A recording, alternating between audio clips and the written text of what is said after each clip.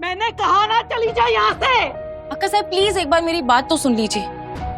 मेरा कोई इरादा नहीं था कि मैं आपको तकलीफ पहुंचाऊं। इनफैक्ट मैंने तो ये चाहा था कि मैं किसी की परेशानी की वजह ना बनूं। मेरी पढ़ाई लिखाई ईशान सर या इस परिवार पर बोझ ना बने, इसलिए मैंने जा यहाँ से। इससे पहले कि मेरे गुस्से से मेरा ब्लड प्रेशर और बढ़ जाए और मैं बीमार पड़ जाऊं, या तो फिर यही चाहती है कि मैं बीमार पड़ जाऊं और मर जाऊं ताकि तू इस घर में अपनी मनमानी कर सके। जा। जहां मंत्री जी ईशान और उसकी बहू का इंतजार कर रहे हैं, वहीं सुरेखा का भी इंतजार कर रहा है पार्टी में हर कोई। पर अब ईशान को बताना पड़ता है अक्का साहिब को कि सुरेखा पार्टी में आने से इनकार कर दी है और वो इसका हिस्सा नहीं बनेगी। और काका साहिब को तो संभालना ही मुश्किल हो जाएगा अब। पर सभी पहले अब अक्का साहिब के कमरे की ओर जाती है और उन्हें मनाने की कोशिश करती है और बताना चाहती है कि वो कहाँ और क्यों गई थी।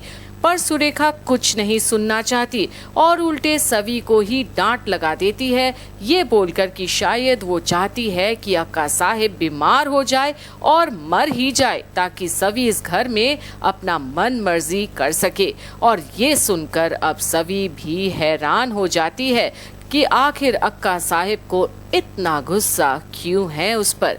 और वहीं ईशान भी काका साहिब को सारी बातें बताता है सुरेखा की नाराजगी की।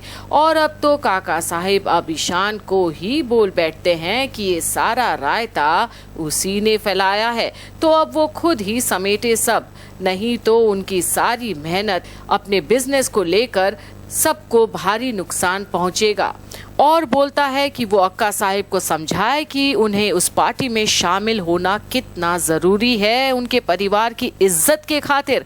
और तभी निशी आकर काका साहिब को मेहमानों के पास लेकर जाता है और ईशान को अब बस रीवा ही नजर आती है और वो सोचता है मनी मन की बस अब उसे रीवा से बात करनी होगी, क्योंकि उसे ये लगता है कि वही है जो अक्का साहिब को पार्टी में लेकर आ सकती है।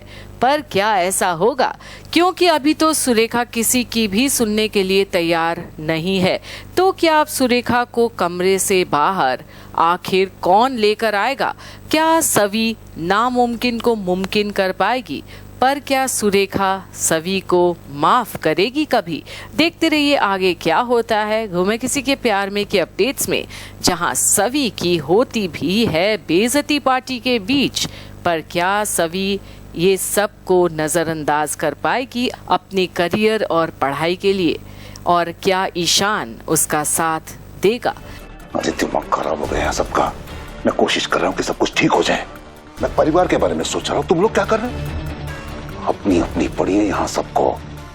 पिछले कई दिनों से हमारे ऊपर कितने इल्जाम लगे, वो सब ठीक करने की कोशिश कर रहा हूं मैं पूरी कोशिश कर रहा हूं कि हमारे मेडिकल कॉलेज को ग्रांट मिले। तुम लोग क्या कर रहे हो? मेरी पूरी मेहनत पे पानी फेर रहे हो। देखिए शन, मेरी बात अभी ध्यान से सुन दो। ये रायता तेरा फैलाया हुआ है, इसे समेटेगा भी तू ही।